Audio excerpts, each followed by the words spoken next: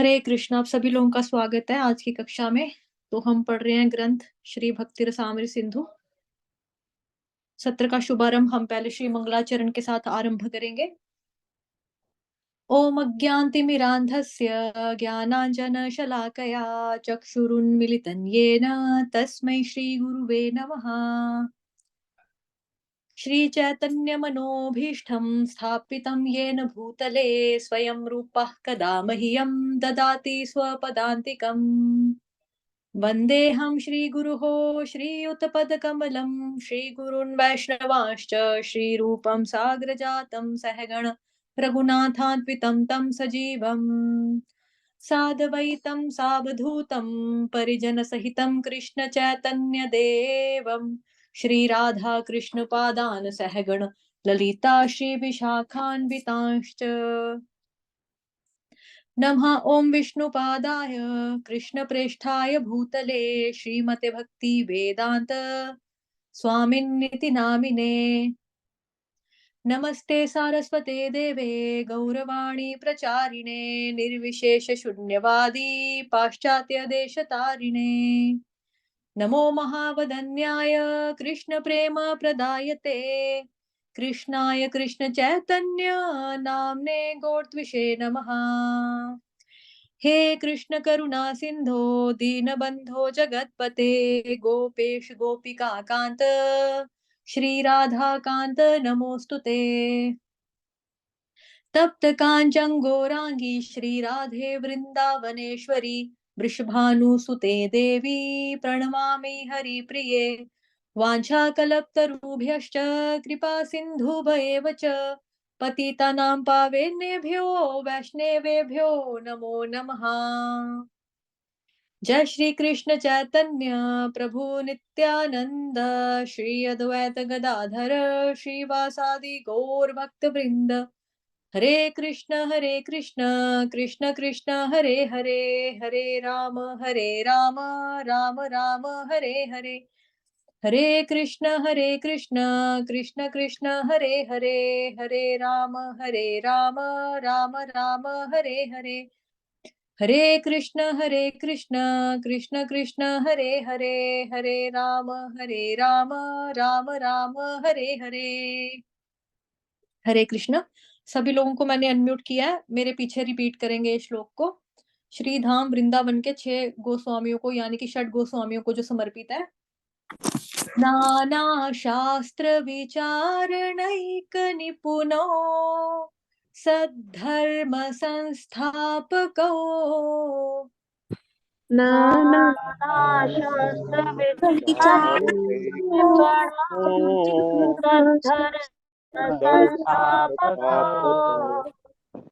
लोकानां हितकारिणो त्रिभुवने मान्यो श्रन्याकरो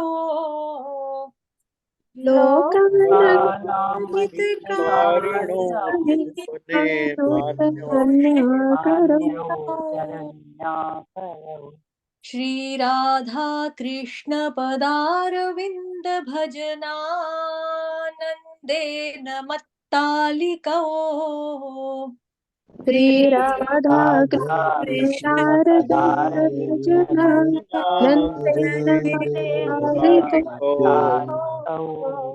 वंदे रूप सनातकौ रघुयुगौ श्रीजीव गोपालको वंदे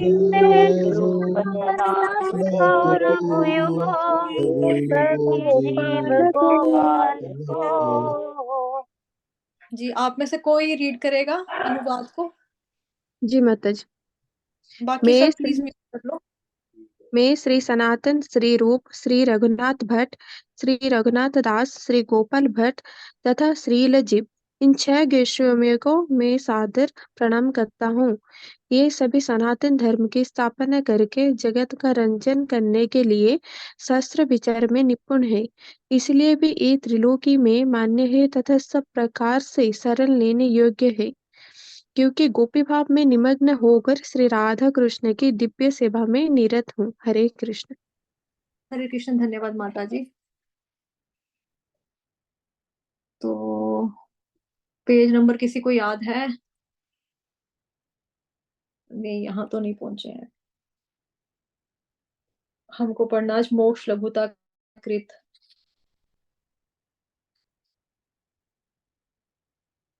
8 प्रकार की सिद्धियां ये हम पढ़ चुके हैं। लघिमा।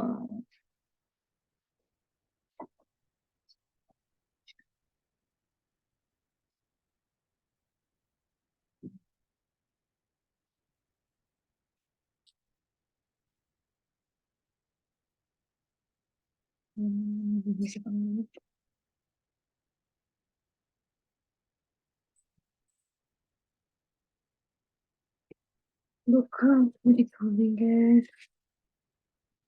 चैतन्य महाप्रभु को एक महान भक्ति यहाँ से पढ़ना है।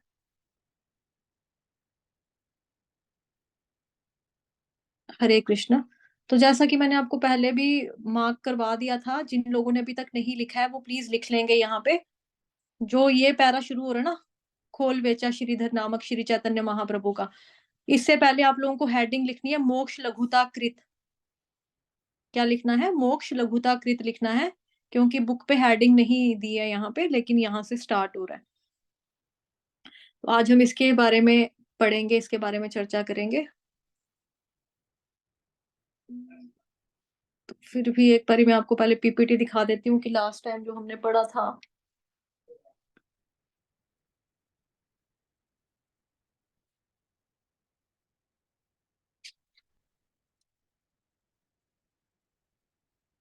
तो भक्ति रसामृत सिंधु में हम पढ़ रहे थे, और हम पढ़ चुके हैं शुभदा सुख वाला पढ़ा था ना, ये वाला पढ़ा था आई थिंक हमने। हाँ, सुख की 3 श्रेणियों के बारे में पढ़ा था।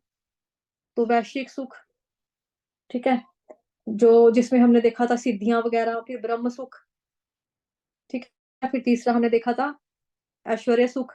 उसके बाद जो इन सभी सुखों से जो सबसे ऊपर सुख होता है, जो हमने लास्ट पैराग्राफ में पढ़ा था, वो बताया गया था कि वो जो सुख है, वो बताया गया है कि भक्ति का सुख बताया गया है, कि जो भक्ति का सुख है वो इन सभी सुखों से क्या है, सर्वोच्च है, सबसे ऊपर है, ऊंचा स्वाद है, मतलब भक्ति का सुख जो है, क्योंकि उसी में हमारा भक्ति ही हमारी मेन है। वही चीज बताई थी यहाँ पे। आज हमने मोक्ष लघुता कृत पढ़ना है।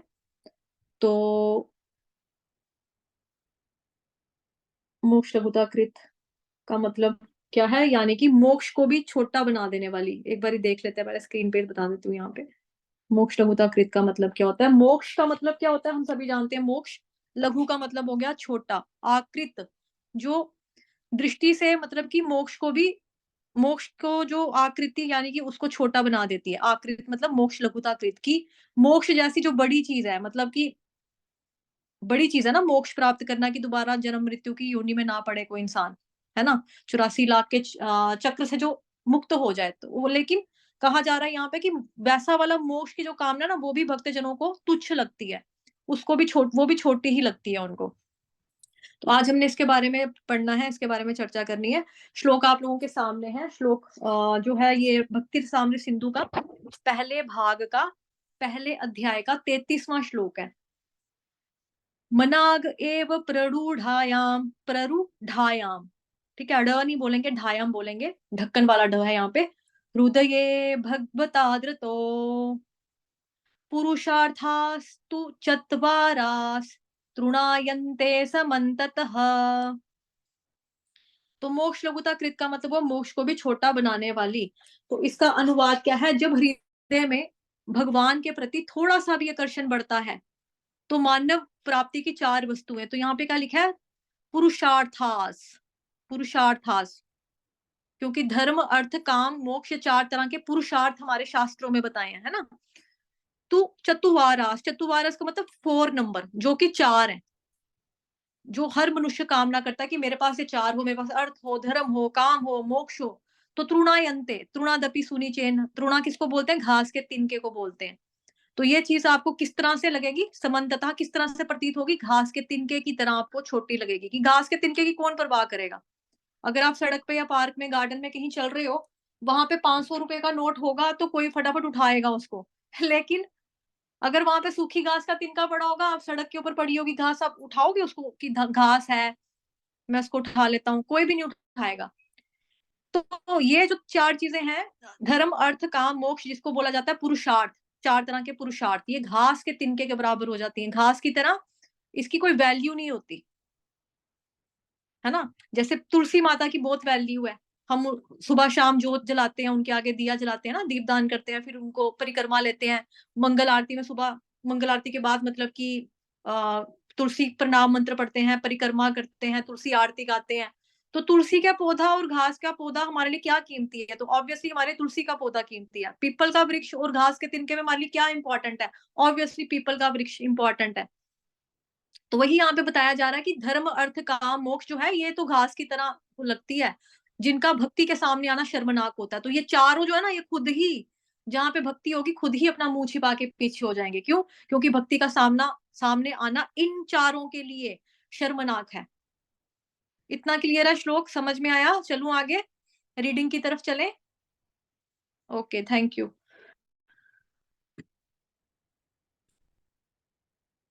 अब यहां से पढ़ेंगे। खोल बेचा श्रीधर नामक श्री चैतन्य महाप्रभु का एक परम भक्त था। वह अत्यंत अकिंचन था। वह केले के पत्ते बेचा करता था, जिससे उसकी नगण्य सी आय थी। ऐसी स्थिति में भी वह अपनी आय का आधा भाग गंगा पूजन पर व्यय करता और शेष अंश से जैसे तैसे काम चलाता।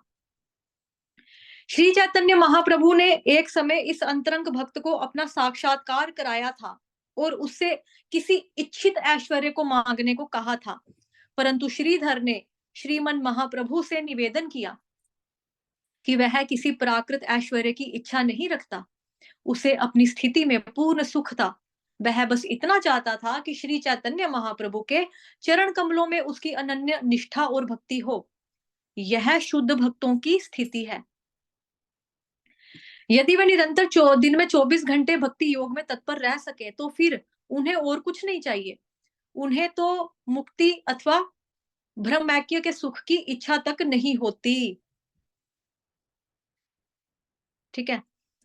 फिर उसके बाद है यहाँ पे, एक मिनट मैं देखती हूँ, कुछ स्लाइड में दिखाने वाला तो नहीं है अभी।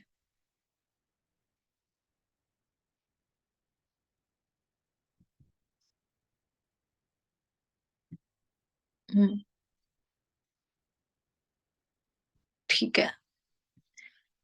ये जो है नारद पंचरात्र से लिया गया यहाँ पे। ठीक है। नारद पंचरात्र में कहा गया, क्या कहा है कि जिसमें भक्ति का कुछ भी विकास हुआ हो, वह पुरुष धर्म अर्थ काम और 5 प्रकार की मुक्ति से होने वाले सुख को बिल्कुल तुच्छ समझता है।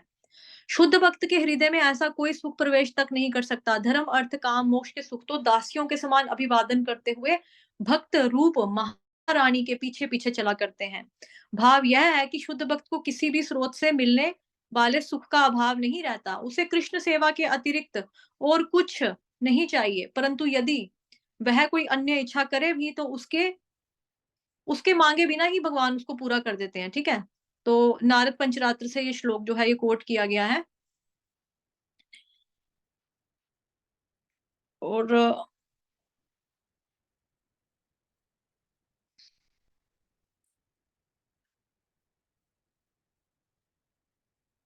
ये वाला श्लोक है जो नारद पंचरात्र से कोट किया। ठीक है। उससे पहले एक श्लोक और है जो मैंने लिखा हुआ यहाँ पे, श्रीमद् भागवतम का। इसका रेफरेंस भी आगे पीछे दिया है कहीं, तभी मैंने लिखा है। तो ये श्लोक पहले हम इसके बारे में पढ़ते हैं, फिर उसके बाद वहां जाते हैं। क्योंकि जो उसमें बताया ना बुक रीडिंग में, कि 5 तरह की जो यहाँ पे बताया ना, मुक्ति के बारे में बताया था ना कहीं पे, 5 प्रकार की मुक्ति, उसी से रिलेटेड ये श्लोक है। ठीक है। उसको भी थोड़ा सा देख लेते हैं, फिर वापिस यहीं पे आएंगे। निरोधोऽस्यानुशयन् मात्मनः सा शक्तिभिः मुक्तिर्हित्वान्य यथा रूपम स्वरूपेण सुरक्षः। परिवर्तनशील स्थूल और सूक्ष्म भौतिक शरीरों को त्यागने के बाद मुक्त जीव के स्वरूप की स्थायी स्थिति है। ठीक है। तो इस श्लोक में क्या बताया जा रहा है कि परिवर्तनशील स्थूल और सूक्ष्म भौतिक शरीरों को त्यागने के बाद, कि जो हमारी सटल बॉडी, ग्रास बॉडी जो होती है, ठीक है, इन सब के बाद क्या होता है कि मुक्ति जीव के स्वरूप की स्थायी स्थिति है, हमें एक मुक्ति मिलती है। लेकिन वो मुक्ति के बारे में जो बताया जा रहा है वो क्या है? स्थायी स्थिति है। स्थायी का मतलब ये वो परमानेंट कंडीशन होती है, वो वाली। ठीक है? तो अभी इसमें बेसिकली इसमें क्या है कि जो अपने स्वरूप में अवस्थित हो जाती है ना, वो चीज, वो मुक्ति कहलाई जाती है। जैसा यहाँ पे लिखा है स्वरूप की स्थायी स्थिति है, मतलब परमानेंट वाली। तो जो अपने स्वरूप में अवस्थित हो जाती है पूरी, उसको बोला जाएगा मुक्ति। और मुक्ति के 5 प्रकार है, जो हमने स्टार्टिंग में ही देखा था, जो कि यहाँ पर लिखा गया है यहाँ पे कि 5 प्रकार की मुक्ति। ठीक है? तो 5 प्रकार की मुक्ति, ये जो मैंने हाईलाइट किया पहले ही, 5 प्रकार की मुक्ति होने वाले सुख को भी तुच्छ समझता है। तो 5 प्रकार की मुक्ति क्या होगी? सायुज्य, सालोक्य, सारूप्य, साष्टी और सामीप्य। ठीक है? मैं दोबारा से रिपीट कर देती हूँ, आदो ये हमने सबसे पहले लेक्चर में ये पढ़ लिया था। सायुज्य, सालोक्य, सारूप्य, साष्टी और सामीप्य, ये 5 प्रकार के जो मुक्ति से मिलने वाला जो सुख होता है, भक्त जो होता है इसको भी तुच्छ समझता है। ठीक है? बिल्कुल इसको तुच्छ समझता है भक्त। इस ये भी नहीं चाहिए, मुक्त की भी कामना नहीं करता। ठीक है? इसके बारे में हमने डिटेल में पढ़ा था, उसमें रेफरेंस दिए थे ना शिक्षाष्टकम का, और दामोदर लीला से एग्जाम्पल जो था वो दिया था रेफरेंस। अभी नारद पंचरात्र में जो बताया गया है, उससे पहले हमने देखा है एक उदाहरण। ठीक है? उससे पहले एक उदाहरण देखा है श्रीधर कोलावेचा का। श्रीधर कोलावेचा, जिसका काम क्या था? डूने बेचना। डूने जो होते हैं ना, पेड़ के पत्ते से डूने बनाने, उसको बेचना। फिर क्या क्या पढ़ा हमने इनके बारे में? अभी थोड़ा वापस चलते हैं, क्योंकि आज लेक्चर बहुत छोटा सा है।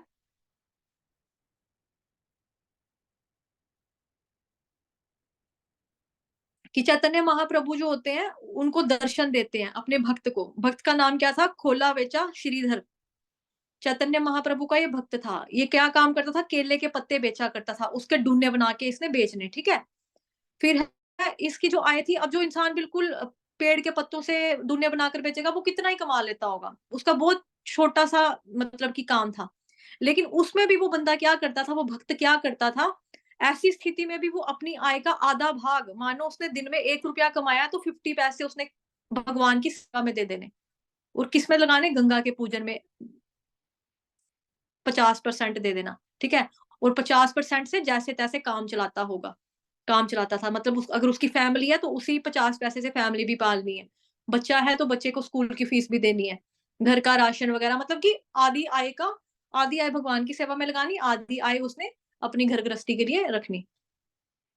तो चैतन्य महाप्रभु जब उसको मिलते हैं, तो चैतन्य महाप्रभु कहते हैं, आप मुझसे उचित अपने मन मांगा जो पसंद का होगा वो वर मांग लो आप मुझसे। तो उसने बोला, मुझे किसी भी तरह की ऐश्वर्य की इच्छा नहीं चाहता हूँ, मेरी कोई ऐसी कामना नहीं है। ठीक है? क्यों नहीं है? सबसे पहले रीजन क्या था? ये हमको क्या सिखा रहा है कि उसको अपनी स्थिति में पूर्ण सुख था। पूर्ण सुख का मतलब दैट मीन्स कि वो ना संतुष्ट था अपने जीवन से। उसको गरीबी जो थी, वो गरीबी नहीं लग रही थी। उसके लिए बहुत ही चीज ये थी कि मतलब कि जैसा भी है मुझे भगवान ने रखा है, जिस हाल में रखा है, 1 रुपया कमा रहा हूँ, 2 रुपए कमा रहा हूँ, संतुष्ट हूं मैं। तो हमें इससे सीखना चाहिए, इनके एग्जाम्पल से, कि हमको भी संतुष्ट होना आना चाहिए, है ना? एक संतुष्टि का अनुभव होना चाहिए हमें। तो वो भक्त था जो कि संतुष्ट रहता था। फिर उसने क्या मांगा? उसने कहा, मैं सिर्फ चाहता हूँ कि चैतन्य महाप्रभु आपके चरण कमलों में मेरी और अनन्य भक्ति हो जाए। दृढ़ भक्ति चाहता था वो, अनन्य निष्ठा, मेरा जो विश्वास है वो और पक्का हो जाए आपके अंदर, मेरी भक्ति जो है वो और मैं मांग रहा हूँ, मैं बस अपने आपके चरणों में ही रहना चाहता हूँ और मुझे कुछ नहीं चाहिए। तो यह शुद्ध भक्तों की स्थिति है। तो हमको सीखना है, एक एक तो हमको क्या सीखना है इनसे? जो एग्जाम्पल दिया यहाँ पे चैतन्य महाप्रभु जी के जो शिष्य यानी कि भक्त हैं, श्रीधर कोलावेचा, अपने जितनी भी आय है, एक तो 3 चीजें सीखने को मिल रही है। एक तो संतुष्ट रहना, जो भगवान ने आपको दिया है उसमें आपको सेटिस्फेक्शन होनी चाहिए। दूसरी, अपनी जो आपकी मेहनत की, ईमानदारी की जो भी कमाई आप कर रहे हो, उसका आधा प्रतिशत भगवान की सेवा में लगाना, खुद अपने खर्चे के लिए आधा रखना, आधा भगवान की सेवा में लगाना। ठीक है? तीसरा, भक्त को क्या मांगना है? भगवान से केवल भक्ति मांगनी है कि भगवान जी, मेरी आपके अंदर श्रद्धा जो है वो पक्की हो जाए, आपके अंदर दृढ़ विश्वास हो जाए मेरा। और तीसरा यही मांगना है मेरे को कि मुझे भक्ति ही करनी है और मुझे कुछ नहीं चाहिए, इसके अलावा मेरे को कुछ नहीं चाहिए। तो ये श्रीधर कोलावेचा के बारे में जो उदाहरण है दिया है उसके बारे में हमने पढ़ा। ठीक है, तो है जी यहाँ पे लिखा है उन्हें मुक्ति अथवा ब्रह्मैक्य के सुख की भी इच्छा तक नहीं होती। तो ब्रह्म का जो सुख होता है वो क्या होता है कि मतलब कि भगवान की जो अंग कांति ज्योति होती है, जो है ना, उसके अंदर लीन होना। तो आज सुबह ही हम सुन रहे थे, श्रवण कर रहे थे लेक्चर में, तो प्रभु जी बता रहे थे, श्रीमद् भागवतम का लेक्चर था, तो उसमें प्रभु जी कह रहे थे कि जो इस तरह की भी कामना करता है ना कि मैं ब्रह्म ज्योति में जाके मिल जाऊं, ब्रह्म ज्योति में लीन हो जाऊं, तो वो भी एक काम सुख देख रहा है कि भगवान की जो बॉडी का दिव्य प्रकाश है उसके अंदर मैं समा जाऊं, मतलब कि उधर ही घुल मिल जाऊं, उधर ही चला जाऊं। तो वो भी एक तरह का काम वासना ही है, काम सुख देख रहे हैं वहां पर भी। तो जो भक्त होगा वो इस तरह के तुच्छ सुख की कामना भी नहीं करेगा। ठीक है, उसके आगे नारद पंचरात्रे का एग्जाम्पल यानी कि वो रेफरेंस दिया हुआ है। तो इसका उदाहरण हरि भक्ति ये उधर मिला है नारद पंचरात्रे में। तो ये क्या कहते हैं, हरि भक्ति महादेवयः सर्व मुक्तय आदि सिद्धयः भुक्त्यश्च चाद्भुतास तस्याश्च चेटिकावद अनुवृत्तः। तो इसके बारे में लिखा है नेक्टर ऑफ डिवोशन यानी भक्ति साम्र सिंधु में पहले अध्याय का पहले भाग का पहला अध्याय 34 नंबर श्लोक नंबर, जिसका अनुवाद अगर हम पढ़े तो क्या है, मुक्ति सहित सभी सिद्धियां और सभी आश्चर्यजनक भौतिक सुख हरि भक्ति नामक महान देवी के पीछे भयभीत दासियों की तरह चलते रहते हैं। तो ये बहुत बड़ी और गहरी बात लिखी है यहाँ पे कि जो इस तरह के तुच्छ सुखों का काम वो मांगते हैं ना, क्या बोलते हैं, कामना करते हैं, तो ऑटोमेटिकली ऐसे वाले जो सुख है ना, मोक्ष लोभ ये वाले, धर्म अर्थ काम मोक्ष, ये ऑटोमेटिकली आ जाएंगे एक भक्त के पीछे। किस तरह से आएंगे, उसकी उपमा दी गई है, इस तरह से आएंगे जैसे राजा रानियों के पीछे चलने वाले नौकर नौकरानियां पीछे पीछे आ जाते हैं कि जहां जहां राजा जा रहे हैं, कोई पंखा जोड़ रहा है उसको, है ना, कोई कुछ भी, मतलब एक्स वाई जेड काम कोई भी, तो राजा रानी के पीछे दासी दासियां जिस तरह से चलते हैं, तो धर्म अर्थ काम मोक्ष भक्त के पीछे पीछे खुद ही आ जाते हैं। मतलब उसको मांगने की जरूरत भी नहीं है, इस चीजों के लिए भक्ति करने की भी जरूरत नहीं कि हमको धर्म मिले, अर्थ मिले, काम मिले, मोक्ष मिले। ऑटोमेटिकली चीजें ऐसे आएंगी आपके पीछे पीछे अगर आप भक्ति करते हो तो, जैसे नौकर नौकरानियां मालिक के पीछे या राजा रानी के पीछे आते हैं। तो इस तरह से, तो इससे हमको ये सीखना है यहाँ पर कि अगर हम भक्ति करेंगे ना तो ये सब अपने आप ही चलकर आएगा हमारे पास, अपने आप चलकर आएगा। लेकिन भक्त फिर भी इन चीजों की कामना नहीं करता है, तो इसीलिए इसको बोला गया मोक्ष लघुता कृत, कि भक्ति जो है वो मोक्ष को भी तुच्छ करने वाली है, मोक्ष को भी छोटा बना देती है। तो आज इतना ही लेक्चर था हमारा मोक्ष लघुता कृत का। कल हम पढ़ेंगे शुद्ध भक्ति की सुदुर्लभता, सुदुर्लभता। कल हम ये वाला रीड करेंगे, लेकिन अभी देख लेते हैं कुछ, अगर स्क्रीन पे कोई रेफरेंस वगैरह मैंने अगर डाला हो तो। नारद पंचरात्र मुक्ति सहित सभी सिद्धियां और सभी आश्चर्यजनक भौतिक सुख हरि भक्ति नामक महान देवी के पीछे भयभीत दासियों की तरह चलते हैं। तो ये हमने पढ़ लिया है ना। फिर उसके बाद तो फिर वही है जो कल का टॉपिक है। ठीक है, कल का टॉपिक जो है वो फिर कल स्टार्ट होगा। आप में से कुछ लोग अभी ज्वाइन कर रहे हैं, कौन है जो अभी भी आया है, अभी तो खत्म हो गया लेक्चर। ठीक है, आज का टॉपिक इतना ही था, क्योंकि हम एक दिन में एक ही ये कवर कर रहे हैं। जो भक्ति के शुद्ध भक्ति के लक्षण है वो टोटल 6 हैं, तो एक दिन में हम एक कंप्लीट कर रहे हैं। तो शुद्ध भक्ति की सुदुर्लभता जो है ये हम कल इसको पढ़ेंगे। ठीक है, तो किसी का कोई टिप्पणी कोई प्रश्न है तो पूछ सकता है।